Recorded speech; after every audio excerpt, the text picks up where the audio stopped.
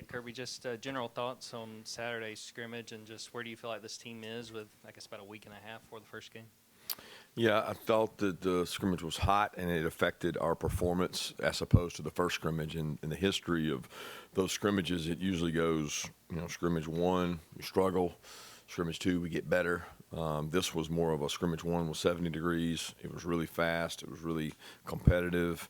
It was a really good scrimmage 1. And then scrimmage 2 was similar to past scrimmage 2s where we had some sloppiness. Guys got tired.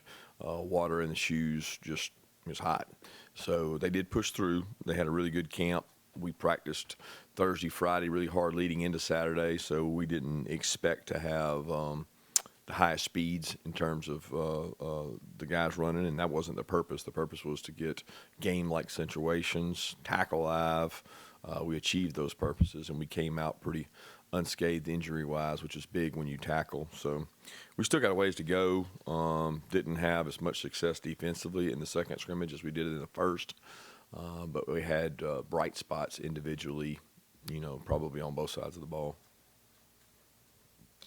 Yeah, Coach, I think when you were asked at SEC Media Day if bringing Gunner was you naming him the starter, I think you mentioned there was still a continued competition at the spot. Are you prepared to name him the starter for whatever that means? So y'all can write about it? No, what I really want to ask, Coach, is what do you expect to see from him this year at quarterback now that camp has good decisions. Good decisions. Make good decisions. Continue to develop. Understanding situational football. We've made football so complicated. Some quarterbacks, I don't think they know the down and distance. I don't think they actually know, do I have another down after this play, or is this my last chance to get the first down? It's just little things, being a quarterback, understanding the game, understanding what the defense is doing. He's grown so much in regards to that. ID and protections, ID and run game. Playing quarterback is, it's like being a computer. It's got a million things going on at once, and he's gotten better and better at handling those things, and that's what I want to see him do when he gets the opportunity. Yeah, through 2 scrimmages and however many practices, where do you feel like the receiver group is at as a whole, and especially with Noah and Zachariah kind of bringing the transfer guys up to speed and building chemistry with Gunner? Yeah, the receiver group does some really good things at times. It's been hot at some practices, which creates it makes it tough catching situations when you're in the wet world of sweat everywhere. So it makes it really hard to be functional sometimes when it gets like that. But when we're inside playing fast, more game speed type things, not the mental toughness stuff, they've done a really good job. We have some depth at those positions. We're trying to put those guys in key positions on special teams, which in the last couple of years I feel like we've had 8, 9 guys at wide receiver that contribute and play special teams. This year hoping that's 10, 11, and that difference of 2 is a lot on special teams. Yeah, in the offseason, you guys moved Kris Jones from inside linebacker to outside linebacker. Why do you think he's able to help you guys there, and what have you seen from him at that position this fall? Well, he helps us because he has length. He has the ability to play on tackles. We multi-purpose those guys. There's not an outside linebacker that hadn't been here that we don't ask to stack, fall over the top. Play goes away, you become an inside backer, play to you. You got to be able to play on offensive tackles and set edges, and he's able to do both those things. He's grown a lot at that position. He continues to grow. He's a kid that we want to be able to develop as both inside linebacker, outside linebacker. He does some packages on third down that allow him to play stack back and rush from standing up, things he's done in the past. So it really it helps our team. He's got the ability to be versatile. Coach, how would you describe the competition level during camp between the offensive line, defensive line? How have those 2 groups kind of pushed each other? Yeah, I think any physical camp, training camp, those guys get to be closer than anybody else because they're constantly on top of each other, hitting each other, and play in, play out, challenging each other, whether it's pass rush or running the ball or conversion on pass play action. They get after each other a lot, and both groups respect each other and go about it the right way. And I think that's the tone that each O-line and D-line coaches, those guys in those rooms, we have to protect each other in there, but we've also got to make each other better. That's a fine line. between how you play the game from a safety standpoint and a violence standpoint to getting better versus taking care of each other. And both groups have done a really good job to me in camp of challenging each other. What stood out to you from what Gabe did during fall camp, and how do you see his role on this defense? What stood out as far as what he did fall camp, he did what he was supposed to do.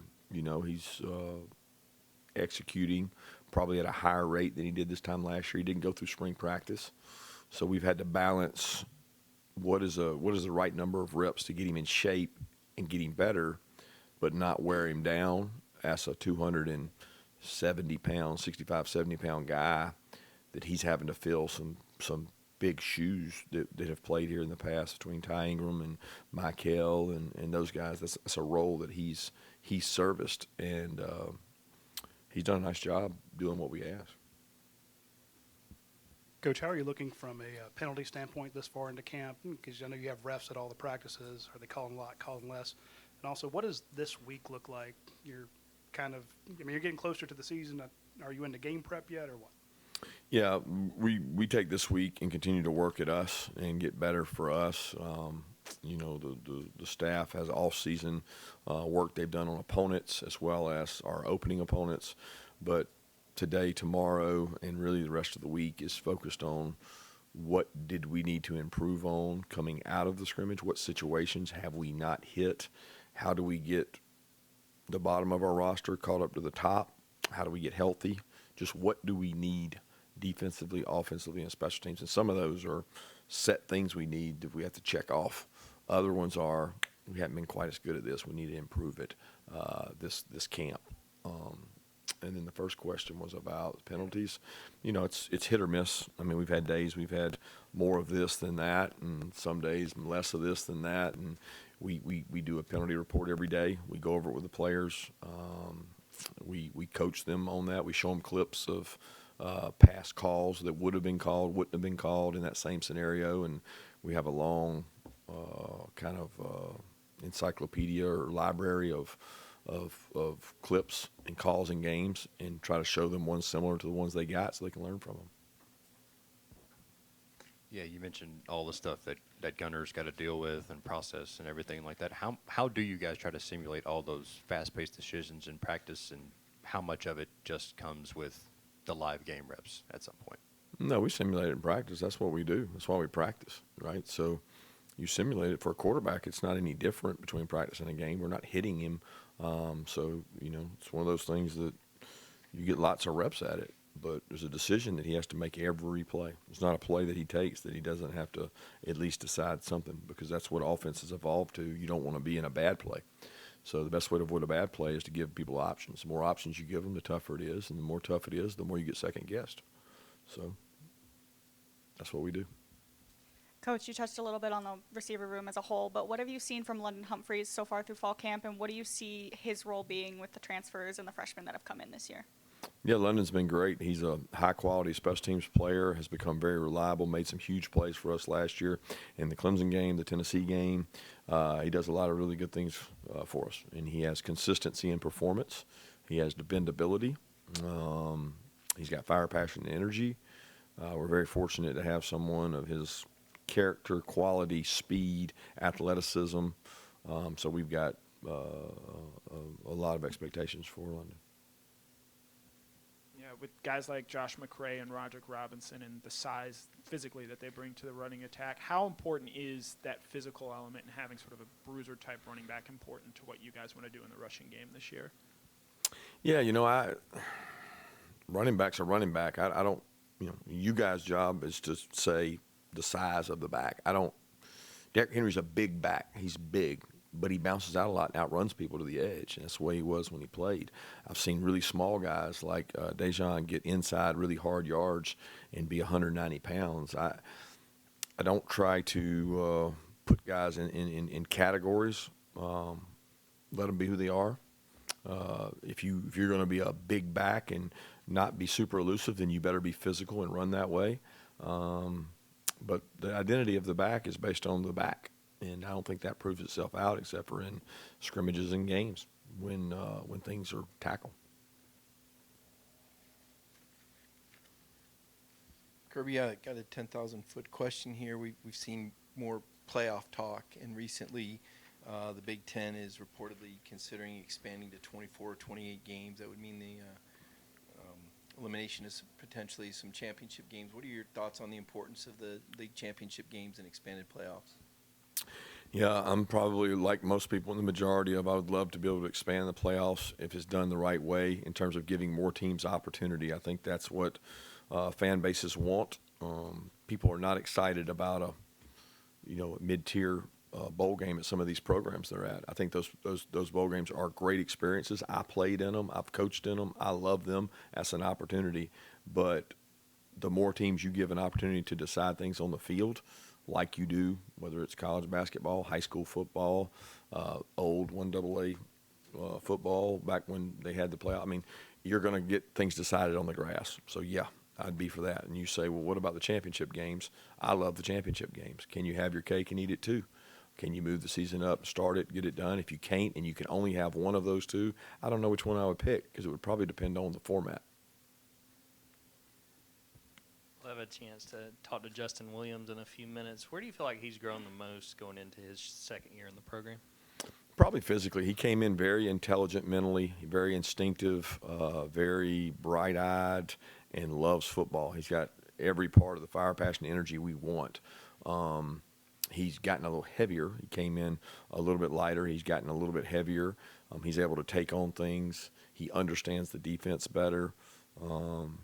He's improving as a tackler. It's one of the areas that he really targets is getting better at, and he knows he has to work on that to be an effective player. But I'm very pleased with where he is. I was very pleased with where he was last year in terms of coming in and doing what he needed to do. Kirby, a little bit of a game management question. There's been attention, I think especially in the NFL, about the middle eight section. And I'm wondering how much you all look at that. Obviously, the Notre Dame game was kind of decided score-wise. Yeah. How much do you all look at that? Do you think it has kind of outsized importance? And, like, situationally, I know you practice 2-minute offense, but how do you account for the middle eight, that idea? Yeah, since I came to Georgia, Mel Tucker was on our staff. We talked about it. It was a big NFL thing at that time, but don't think we had the 2-minute warning per se, which everything was 2-minute. It just wasn't a 2-minute warning. But we've kept a stat since we've been here every year, and we show it every Monday who won the middle eight. And the middle eight it's not any more important now than it was then. We talked about it for a long time, and we've won it in a lot of games, and we've lost it in some games. But it's crazy, the statistics between one year, everybody talks about turnovers. Well, that's the greatest indicator of who wins. The next year, it's explosive plays. That's the greatest indicator of what determines who wins games is who has more explosive plays. Both of those are huge indicators. And then there's the belief that the middle eight is the greatest indicator of who wins games. And statistically, you could go year to year, and it's just very thin margins between the difference in who wins games over those three factors. So middle eight, you could say, is just as critical as those. You're trying to double possession people. It's why a lot of people defer in the first half to get a double possession. It's a lot of strategy in it. There's a lot more people going for it on fourth down closer to half to keep somebody from getting an extra possession. But we look at it. We study it. We try to attack it the right way. We historically have been really good at that, and probably the worst we've ever been at it was the Notre Dame. We've never been outscored that much in that period without touching the ball. I'm curious for you guys, kind of, as many fall camps as you've had here, this camp with the emphasis on effort and the blue caps being kind of implemented this offseason. Has that created any sort of unique dynamics that have been different than years past, or has there been anything in general about this camp that has felt different to you than years past? Not really. The temperature is the biggest difference in this camp. The first, I don't know exactly how many practices, I would say 9, 10, or 11. It was really cool and uniquely cool. And then back to normal. That's been the most different thing about the camp. It hasn't been a huge difference in terms of what we do.